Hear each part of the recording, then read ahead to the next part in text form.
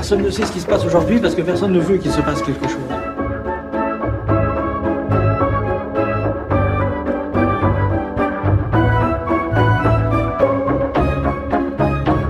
À quoi ressemblerait un monde complètement ubérisé ?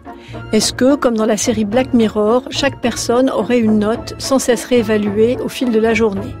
Un monde où chaque micro-interaction serait notée, la façon dont vous souriez ou pas à votre boulanger, la manière dont vous vous comportez avec vos enfants, votre travail évidemment, votre tenue qui pourrait être notée par vos voisins dans le métro, jugée cool ou ringarde.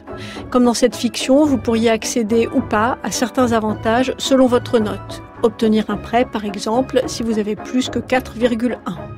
Déjà, en Chine, ce n'est plus de l'anticipation. Depuis 2014, il existe un système global de notation des citoyens chinois qui permet au gouvernement de récompenser les bons et de pénaliser les mauvais citoyens.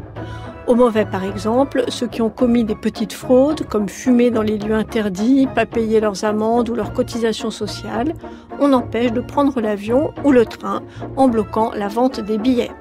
Plus de 11,4 millions de billets d'avion et 3 millions de billets de train ont été refusés à ce titre en 2018, racontent Les Échos. Chez nous, c'est vrai qu'on note déjà les chauffeurs Uber qui eux-mêmes attribuent une note aux clients. En dessous de 4,4 sur 5, le chauffeur devra d'ailleurs participer à un stage, une sorte de formation de redressement pour chauffeurs déviants. Il aura ensuite 9 jours, enfin celui qui a raconté ça à Libération le dit, pour retrouver une moyenne acceptable et sinon il prendra la porte. Sa mise à pied lui sera signifiée évidemment par SMS. Le monde déjà ubérisé, c'est donc tout de suite, aujourd'hui.